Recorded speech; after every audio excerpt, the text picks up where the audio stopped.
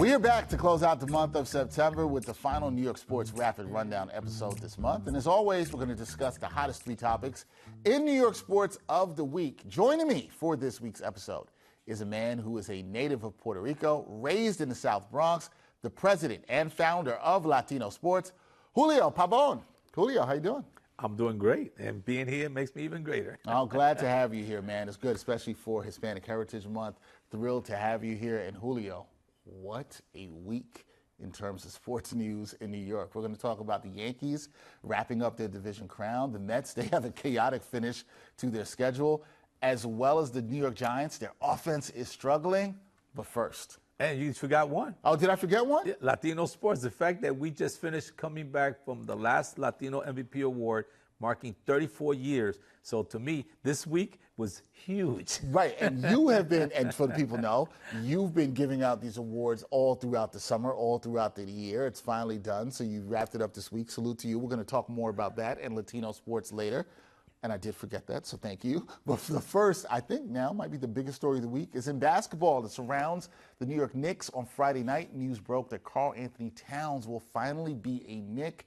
Yes, you know this for years. There have been flirtations, there have been rumors about the Knicks acquiring the four-time All-Star and sending to Minnesota in this trade, for everybody knows. Julius Randle went out, Dante DiVincenzo, Daquan Jeffries, and a protected first-round pick from the Pistons. So, Julio, here's the question. What do you make of this trade? How do you see Karl-Anthony Towns fitting here in New York? I don't know. It's not an easy question. It's not an easy answer, because definitely he's at his prime, and he's a hell of a scorer, right? And what he did with Minnesota, he proved what he has. But, the fact is Minnesota had to get rid of him to some degree, and I don't think it was because of his play. It was because of their budget. He has a heavy price tag, $250 million or something they might still own, and an option. So the fact is that, and in the haste of doing that, the Knicks always were looking to bring him on board. They brought him on board. But I don't know, from what I've been hearing, because I'm not an expert on basketball, bro. I'm an expert on developing Latino sports. But I can tell you one thing. What I've been hearing in the street is that there's a mixed feeling here. People saying, yeah, like there's not a guarantee that the Knicks are now going to finally break this, 30 years, 20 years? 40 years? Yeah. They haven't had a championship. I don't know if that's going to happen because you brought on this superstar, because you got rid of some guys that were also DiVincenzo and these guys that were, doing some really good work. And the other downside of Towns is that he's offensive. He's very good. He's very good offensively, but defensively. So now you left the guy who was be able to guard good, right, and protect the rim. Now he's going to have to do a little bit more of this. I don't know. So as a non-expert, I can tell you that as a New Yorker, it will be the greatest thing. I think my son, who's in California, who's been a Knicks fan all his life, I follow more other sports, but I listen and I follow. I love the game. I would love for the Knicks to be, again on the primetime TV all over the country, because winning a championship. But I don't know if it's going to happen. Man, it's interesting because Knicks fans have been very divided. Listen, I'm sorry, Knicks fans. I said 40 years. It has been over 50 years since the Knicks have last won a championship. We did not want to short them there. 50 years. Yeah, this has been. I was 20-something years old that last time I celebrated with the Knicks. You just dated yourself there. You just dated yourself there. But Julio, you're right, because it's been very divided in the reaction that I've seen from the Knicks fans about this, right? But when you look at it, you talked about how good Karl-Anthony Towns is offensively, and that is kind of what he's known for. But their starting lineup now could have Jalen Brunson, Mikal Bridges, Josh Hart, OG Anunoby, and Towns. I don't know if that's going to be the starting lineup, but it's possible. Do you think that five is good enough to compete with the defending champion Boston Celtics? No. Honestly, no. I don't think so. I think that there has to be some gelling in there. There's no gelling in there yet. So, how well are they going to be able to guard defensively so that, our superstar can do what he's known for, do the scoring, that's his strength. But now you might have to move him over a little bit more on the defensive side. Will that affect his offense? And if it does, is this the right time to do it? Experimenting with all this? I don't know. So to that point, what I find interesting is one of the things that was the strength of the Knicks right before this trade was, okay, they've got the continuity, they've got the chemistry. You just talked about the fact that they need to gel, and that does take time when you're adding in some new pieces. And now remember, to your point, they're adding in 2 new pieces into this starting 5. You feel like it's going to take the Knicks some time, if they are to hit their stride, it's going to take some time to get on the level that Boston is. Absolutely. I absolutely don't think it's going to take some time. It's just common sense. You know, these guys haven't played. And then the other thing, you have another factor here that people don't talk about. Well, this is the capital of the world. When you come to New York City, you could be a superstar in your game.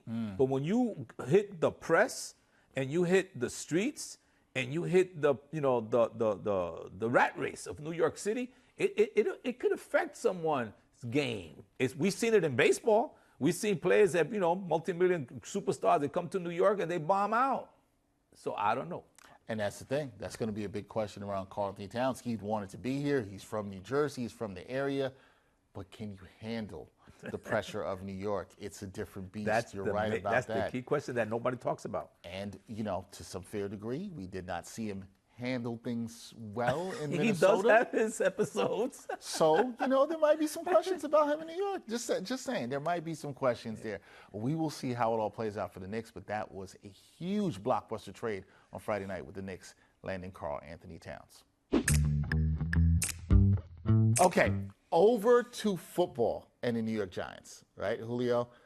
I don't know who your football team is. I did not ask you about that. Are you a Giants fan? You are a Giants fan. The Giants. Okay. The Giants. All right, we got Julio with his hands in his head already. And the reason why Julio has his hands in his head is because the G-Men, they fell to 1-3 on the season on Thursday night. Now, Julio, they lost to the Cowboys. I'm sorry to bring back tough memories. They lost to the Cowboys in a game where they failed to score a touchdown. Why do you want to bring stuff that I want to forget? What, that you want to forget? I want to forget all that. You want to forget. How can you win a game without scoring a touchdown? The only positive thing there, the only positive thing that I saw in that game was our quarterback. Well, I'm gonna get to that, right? That's it. Okay, so you find positivity in the quarterback. Now, the Giants, they did do this. They held the ball for more than 35 minutes. They could not find the end zone. So you said you saw a positive in the quarterback being Daniel Jones. But other Giants fans are going to say, hey, they didn't score a touchdown, Julio. You didn't like that. You were disgusted by it. So when you look at this offense, who's holding who or what? I don't want to just put it on one person. Who or what is holding this Giants offense back right now? I don't know. As a businessman, I'll be looking at the defensive coordinator, and I've been looking at to see, what are the plays that we're doing with, because offensively, how can you hold the ball for 35 minutes, man? How can you get so close and you could not score a touchdown? And even the running game, I mean, what thing was 40-something yards? It was just over 1 yard a carry, right? Come on. So something is not gelling there that we need to be able to use the talent that we do have, because we do got talent, right? When you hold the ball that long, and you saw, my man was throwing, some darts in there, there was no interceptions to the extent that people would have thought he was hitting his target, but they're not going nowhere. That's a problem. So you need to look at your game plan, your offensive game plan, and you also need to look at, the defensive side. They need to pick up more, because sometimes games are won defensively because your offense might not be doing it, right? But defensively, your team gets the ball back. It holds back the other team from scoring, right? So I don't know. There has to be some juggling in the New York Giants locker rooms and then upstairs in the front offices, and bring both the coordinators together and say, hey, this cannot continue. 1-3. 1-3, not a good start. Rough start for the Giants. And especially against the Cowboys, man. I hate losing against the Cowboys. I don't like to use the word hate. I strongly dislike. I can see that you strongly dislike it. Losing against the Cowboys. They're not America's team. Not America's. That's another conversation I've gotten into for another time. Yeah. I know a lot of people who don't think they're America's team. But you talk, one of the things that's a bright spot, if you want to say, for the Giants offense is Malik Neighbors, right? The rookie wide receiver. Another strong game on Thursday night. 12 catches, 115 yards. However, he did suffer his first NFL concussion, and that is a concern for Giants fans. So the rookie, we've seen him. He's put up numbers the last couple of weeks, Julio. But we're still seeing the offense struggle, which, to what we just talked about, feels like something's still wrong there. When you see all that and you look at what Neighbors is doing, is that a reminder that this offense, and Neighbors particularly, needs more help? on that side of the ball? Does he need more Absolutely. talent around him? Absolutely. And let me tell you, man, I just, as a Giants fan, I had basically most of my Giant dress, my jackets, my hat, I had put them away. And I got to confess, bro, last year when I heard all the hype with the Jets, I brought out some of my Jet stuff. No, Yes, I did. no, And I got caught into it. no. I got caught into it. I got to admit. And the whole Wait, thing with... wait, wait. No, Hold no, on, no, hold on, hold on. We gotta clear something out here. You are a Giants fan. You had Giants gear and you had Jets gear on deck, ready to go. No, because I've always been. See, I'm a different type of fan. Yes, you're gonna have to explain for the people. People like my partner would say, you can't be in love with the devil and God at the same time. Because I always said to him, I like the Mets and I like the Yankees. And they said, but how can you do this? I said, well, because one is in the National League and one is in the American League. And then when I started doing Latino sports and I started meeting these players, some of them I disliked. They look good on TV, but bro, you know them in person? I don't want to be next to them, man. So I don't want this guy to do good. But then you meet some players that have been in an opposing team. Like, for example, Big Papi. When I met Big Papi and I became friends with him and I helped him on some stuff, he helped me on some stuff. When he came to play against the Yankees, in Yankee Stadium, they hate Boston. Right. But when Big Papi was batting up, I said, yo, man, he hits a home run, I'm clapping. People looking at me like, yo, what are you doing? So the same thing with the Jets and the Giants. I'm a football fan, bro. I love football, So the fact is that, when I saw that the Giants were not going anywhere and they got, a new quarterback, Rodgers, been retired. He's coming back. He gave up money to come to the Jets. The CBS does this, mini episodes on them. It's like, they got me believing in Superman again. This is going to happen, And then the first game in the series, he goes down. Bro, I was home. I had popcorn. I had a Jets, jersey on. And I was there by myself watching this. She was in the kitchen. My wife was in the kitchen. She heard me scream. Something tells me you gave up your Jets fandom then. Yes. So now I'm without a team, man. Now you're without a team, but you think that the Giants have to get some more help. No. And the next game, yes, is going to be critical to them saving their season. Yeah, absolutely. Okay. If they don't win the next game, if we don't see the talent that we have, really shine, if we don't see that Jones's, throws are basically going beyond, the line of demarcation, you got to pass that. You got to pass that goal line to get those points, man. If you can't get those points on a touchdown or running game, what do you have? Yeah. And that's what I fear. And I think, and again, the talent is there. So there has to be some juggling or something, some encouragement, some prayers, getting a witch doctor, something, because they have the potential at least to play better than what they're playing now. Yeah, and I think it's fair what you said, right? Because you look at what Daniel Jones has done, and he hasn't, for lack of a better term, he hasn't messed things up. No. Right? He's probably played better than I think some people. He shut a lot of critics up on this game, right? He has. He hasn't thrown picks and doesn't throw major picks much this season. Neighbors has looked good. It looks like they have a good chemistry. So you have to like what you've seen out of Jones, but you're just wondering how they can get to that next level. Because what I'm hearing from you, Julio, if they don't take it to that next level, someone like you possibly could be sitting there and might reach back into that closet and pull out that Jets jersey. The Jets jersey is not that far back in the closet because they won last week. You have it close. Yeah, I have it close. And Got I like you. to blow people's minds. Besides, I like the fashion, the green, and I like the blue. Those There are you two go. favorite colors. So sometimes it has nothing to do with the game or the team. But the fact is, like I have a Colin hat, a jersey. When my man bent down and put up his hand in a defiant way in America, and the San Francisco Giants and everybody began to, squash this brother, and then I heard that they were burning his jerseys. Bro, I went out purposely and I bought a jersey. Yeah. And I was wearing that jersey. I'm not a San Francisco fan. Right. But bro, I was wearing that jersey. So you're a New York sports fan, and you like to wear some jerseys that mean things to you. Exactly. And that meant a lot to me. Nothing wrong. It meant a lot to me, too. Nothing wrong with that at all. We'll see how the Giants do. They're struggling. Julio thinks their next game is a big one. We will see if they're able to turn things around offensively. All right, let's talk baseball. We kind of hit a little bit on that. On Thursday, we saw the Yankees. They knocked off the Orioles. They clinched the American League East Division crown.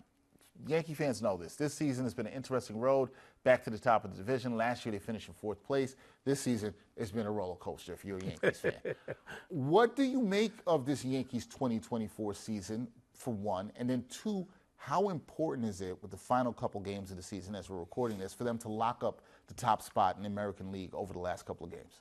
You know, when you've been hit a lot, after a while, you learn to try to stay away from pain, right? And after so many years that the Yankees have been in the postseason and then they get wiped out, you know, I'm cautiously optimistic. You know, people are hyped up behind, you know, Aaron Judge, you know, and his home runs, and he delivers. People are hyped up between, you know, with Soto, you know, right in front of him, you know, perfect 1-2 combination, Batman and Robin, you know. But, you know, look what happened. You know, you have a good pitcher coming. He throws strong 6 innings. Your bullpen comes out. Your bullpen is not consistent, right? And your bullpen is very key, especially in this day and age when they're not letting a good pitcher. Cole could have gone maybe in the old days, you know, 9 innings, you know, close out a game, you know, have a maybe 1-hitter, 2-hitter, and a no-hitter, which we're very rarely going to see now, right? Because they take these pitches out so early. But when you take out a pitcher in 6th inning, and you have to rely on your whatchamacallit, you have to rely on your relievers, and your relievers can't come through, you got a problem. Right. And the Yankees have the offensive power, but I don't know, like in football, we discussed on the basketball issue, you know, if you don't have your defensive power, and the fact defensive mainly is your closers. You need some closers. If your guys get 2 or 3 runs, and the pitcher against the Yankees, like yesterday and the day before, you know, you got some pitchers that can hold down, right, a powerful team like the Yankees to maybe 1 or 2 runs, right? But if you can't hold that 2-run lead, because your reliever is going to come in and give up 3 runs, 2 home runs, 3 home runs, you're in trouble. And that's why I'm cautiously optimistic. As much as I love the Yankees, I love the fact that they're 2 blocks from my house. But 7 blocks from my house, right? Walking distance. Grew up around the Yankee Stadium all my life. One of my future books is going to be called Growing Up Under the Shadows of Yankee Stadium. I like that title. Because there's a pro and a con to that, bro, you know, to growing up there. But bottom line is, I'm cautiously optimistic for this season, man, because I don't have anything to say we definitely going to get this. Like, people were so hyped the other day. You know, and I was hyped the fact that they went, but I'm not that hyped. You know what I'm saying? I've been here before. Yeah, and it's funny. I've had other Yankee fans sit here and say that throughout the season, that even though they think, hey, this is a good team, they don't feel that conviction to say they're going to win the whole thing. And so I've heard it. I feel like what I'm hearing from you is you're almost in a space where it's like, you got to show me. I got to really see it. Exactly. I got to see it before I believe it. Exactly. Right? You got to see it. I want to talk to you about the Mets real quick, because they have an interesting end to their regular season due to the 2 games that were postponed this week because of the hurricane in the southeastern U.S. Now, the team, they might have to play an important doubleheader with the Braves on Monday just to get into the postseason. At the time of this recording, they're in a 3-way tie with the Braves and the Padres for the final 2 NL wildcard spots. Do you believe the Mets can take care of business this weekend, Julio, against the Brewers and eventually punch their ticket to the postseason? Basically, what I'm asking you is, do you have more faith in the Mets punching their ticket to the postseason than you do with the Yankees winning the whole thing? That's a very good question. And I got to tell you that I spent a lot of time with the Mets. And one of the things that I think is a positive factor to get them to, you know, possibly win this is what happened last year. You know, they won so many games and everybody expected them to do good, and then at the last minute they imploded, right? I feel like the Mets have a lot more to prove. A lot more to prove. They started out terribly, right? And then look at that run that they had. And everybody's producing. Vientos, you know, the Lindor, you know, Alfonso. They're all coming through. Defensively, they're going some incredible plays. I feel that there's an energy there that if it's tapped correctly, you know, meaning front office and managerial staff and motivation, And I think Lindor is a very important part of that. If they can get that to click,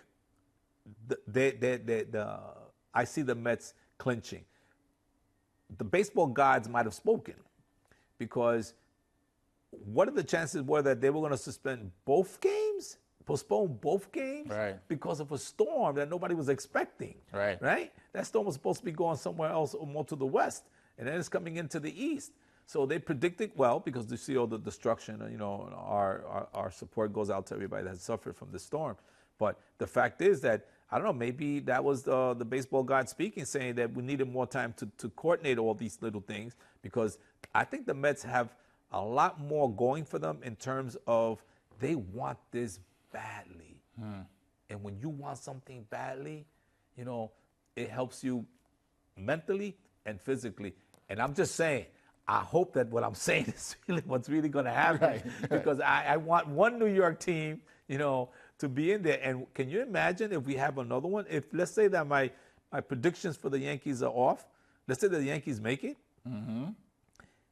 and the baseball gods want the Mets to make it as well. Another Subway Series. Could you imagine that? I can't imagine. It was a lot of fun back in 2000. That was a lot of fun. You and I remember that. So yeah, that's my answer to that. Yeah, I do think that the Mets are in a better position to get a wild card position, only because I think that they are, you know, they really want this badly. They have a lot to prove. They got the hunger. They got the hunger. And they got the hunger, you know. And they've shown the fight all season long. They've shown the fight. Carlos Mendoza's done a fantastic job in terms of leading that fight. So we'll see. We'll see if the Mets. And it's not to take away from San Diego, because I think they got hunger too. San Diego would love to go into a postseason. They'd love to get it too. Yes, we'll see it. It's going to be a fight down to the finish. We will see what happens with the Mets over the final 2 games, or final possibly 4 games, I should say, of the regular season. Okay, Julio. Because it's Hispanic Heritage Month, and I've been having fantastic people in the world of sports of Latino background here this month, I would love for you to share with me. I'd love for us to talk to the people about what was the inspiration for you behind creating Latino sports, and then also in creating that, what is your hope and vision for future Latino journalists in sports media? Well, you know, that's a question that's going to be a book. Because every time I go and I speak about how the history of Latino sports started, everybody asks me, yo, where can I buy the book? Because it's an incredible story. I'm a South Bronx guy, poor backgrounds, homeless, single parent. If you ask me today, how are you owner of this Latino sports company, you know, that's very well known in the world of sports, I said it's because you have to have compassion, and you have to be able to always have something that I've always learned, which is I always stand up for the little guy. I was vacationing in Puerto Rico in 1989, celebrating the new year, 1990. I'm in a pool in the Mayagüez Hilton. And the pool is right next to a bar that has these conference rooms. Apparently, there was a conference taking place of the local sports writers and people involved in sports. And they came out during a break by the pool, and I'm hearing words that translated meaning like that's this, that's that. They discriminate against us. And me being an ex-young lord, being an ex-activist here in the South Bronx, well, still an activist, but at that time a more radical activist, words like discrimination and that got to my ears. So I told my boy brought me to the pool at the hotel. He says, yo, what are they talking about? They said, but you didn't hear what happened? I said, no, what happened? You didn't hear what happened to Ruben Sierra? I said, who's Ruben Sierra? And he said, you're Puerto Rican and you don't know who Ruben Sierra is? I said, Papa, I'm sorry, bro. At that time, if you remember, 1989, there was no internet. Right. There was no ESPN. Right. All you knew was the New York Yankees and maybe the Mets, especially if you live in the Bronx and you live walking distance. He says, come on. He takes me out of the pool. He introduces me to the people that some of them he knows. He says, yo, this is a friend of mine from New York. He's a Puerto Rican, and he don't know who Ruben Sierra is. And so they all started telling me, listen, Ruben Sierra, a black Puerto Rican from the hood, projects, high school dropout, and had a family member, I think a sister or a cousin, someone was a dope fiend. I said, I relate to all that. That's me. That's my life. My sister was a dope fiend. You know, I lived in the poorest housing in the South Bronx, you know, and I've been discriminated against. But, yo, so what's the deal? He says, bro, everybody thought he was going to win the American League Most Valuable Player Award. And he did not. He gave it to Robin Yount from the Milwaukee Brewers. And if you look at the numbers, Robin Young had a good, decent year. But if you look at the numbers, the offensive categories, out of the 7, he got 5. The fact that he didn't speak English, the fact that he's black, the fact that he's from, Puerto Rico, and the fact that he's from a team like the Texas Rangers didn't promote him enough, maybe he was overlooked. So I'm standing there, and I was a school teacher prior to that, 2 years prior, in the South Bronx, in the neighborhood that I lived in. So all the kids and I were always, debating, because they said, Mr. Pabón, you want me to go to school, do all this, but Tito on the block has a BMW, and you're driving around a Ford, a used Ford, and so-and-so has, gold chains. I said, yeah, but they're all selling drugs, man. They're all selling drugs. They ain't got no future. They ain't got no life. So I said, here goes a guy that should be a role model. So I said, you know what? I'm going to give him an award. And everybody looked at me in the group and said, how you going to give him an award? I said, because I live across, not walking distance from Yankee Stadium. And as a child, when we couldn't afford to go to Yankee Stadium and the old stadium, they would put the barricades. And we were always in the handball courts or the basketball courts right next to there. And every time we saw the Yankees, we would jump, say hello to Mickey Mantle, say hello to Tom Tresh, to Mel Stottlemyre, to see all the players, Mickey Rivers later on.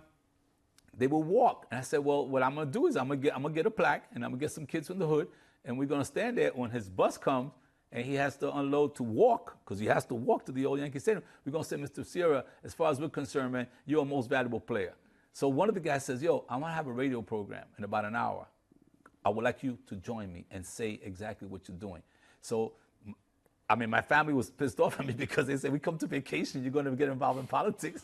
And I said, listen, you got the credit card, you have lunch, I'll be back. I went to the radio program, and I said what I did, and people started calling in saying, that's a really noble thing. I said, as a school teacher, I think kids need to see role models. So one of the persons that calls worked for the Texas Rangers. His name was Luis Mayoral. He's an author, he's written books about Clemente. And he says, would you like to meet Ruben Sierra? And this is how, the universe conspires, because the chances were I was in Guayama. I had to leave, to go back to New York. But on the day that I was leaving, Sports Illustrated was having a photo shoot at the Roberto Clemente Sports City, which is on the way there from the south to the north.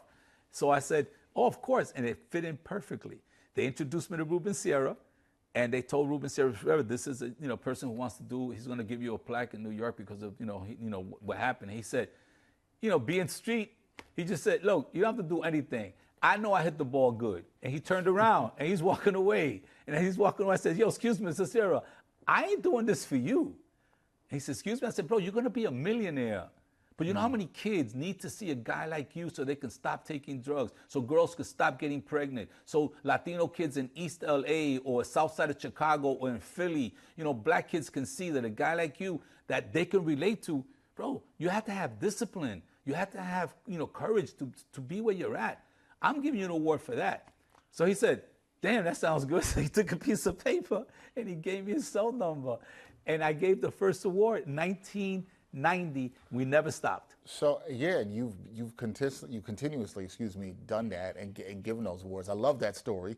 It's a great.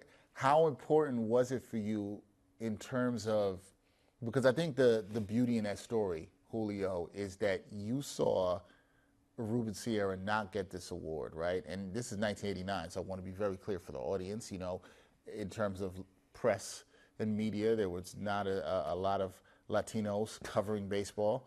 There still are not, even though the sport is almost over 40% Latino. That's not reflected in the clubhouse and the media.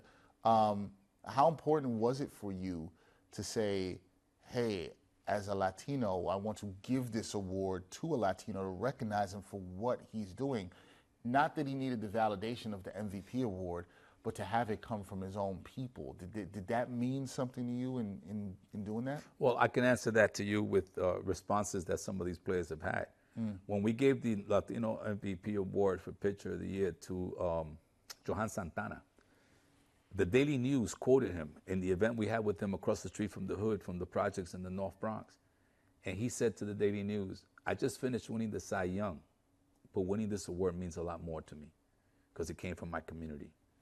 ESPN is in the day in the life of Albert Pujols. ESPN has taken a tour in Albert Pujols' house, and he's taking them to his trophy room. Now, you know Albert Pujols, right? Right. Albert Pujols has about every offensive award, got a Silver lot. Slugger, you name it, blah, blah, blah. He has a room. Right. And the guy from ESPN calls me up. He said, bro, you're not going to believe this, bro. This guy, he's taking us to a room, and he said, of all these awards, the ones that mean the most to me are these, because he has about 7 that he's won from us, right? And he said, because they come from this guy named Julio Pabón, who has this company called Latino Sports, and he gets Latinos to vote for us. He says, these awards mean more to me than anything else. That's the answer to your question. I do this. These players meant $300 million, $250 million. All this publicity. But if you were to see the pictures, go to our site, latinosports.com, and see the awards we just gave to Julio Rodriguez, Luis Castillo, Ellie De La Cruz. Ellie De La Cruz. Look at Ellie's face, man, when he got that award, because we don't give a trophy. Yeah. We don't give a plaque. These guys been getting that since they were in the crib. So I decided about 20 years ago, we met up with this incredible artist named James Fiorentino, who's going to be going to the Baseball Hall of Fame in New York as a sports illustrator and painter. And when these guys, or with Maz, who does the computer graphics, and when they see these awards, they look like they just got a check for $300 million. Yeah, you can see. I've seen the pictures. I've looked on the site. You can see the happiness on their face, and I love that you shared that. Not only is it meaningful for you to do it and the inspiration that you had to do it, but you have joy in knowing that it means a lot to these players, whether it's Albert Pujols or Julio Rodriguez, Ellie De La Cruz. The joy in it is beautiful. And then the other thing I would like to let people know is that Julio also has provided opportunities for other young journalists. Hector Beauchamp, who comes on with me a lot to talk about different things in sports, and is now working with you with Latino Sports. So you're doing tremendous work. It is appreciated. It is needed. We need that representation. So I just want to salute you and tell you thank you for it. And sharing that story. It's a beautiful story. It's a beautiful origin That's why I'm going to write a book about it. Yeah, you should. There's a lot of more details on that. There's a lot more details. We didn't have all the time to get into it. That's but crazy. It's a great story. It's a beautiful story about what you could do and how you could inspire others. And that's always beautiful, my friend. That is Julio Pabón, president and founder of Latino Sports. Check him out. Julio, it was fantastic to have you on the New York Sports Rapid Rundown. I hope I didn't trigger you too much with the Giants' bad offensive play. You brought the New Yorker in me. There we go. Not the sports person who could talk about sports, but you brought out the New Yorker in me. I like that. It was a pleasure to have you on here. We got to have you back again, man. Well, listen, man, I'm here in New York for as long as I can. I'm moving to Puerto Rico more often now, and the South Bronx is still my hood. But I'm just a phone call away. All right, we got to make that happen. Again, check out the work of Julio Pabón, and we will see you next time on the New York Sports Rapid Rundown.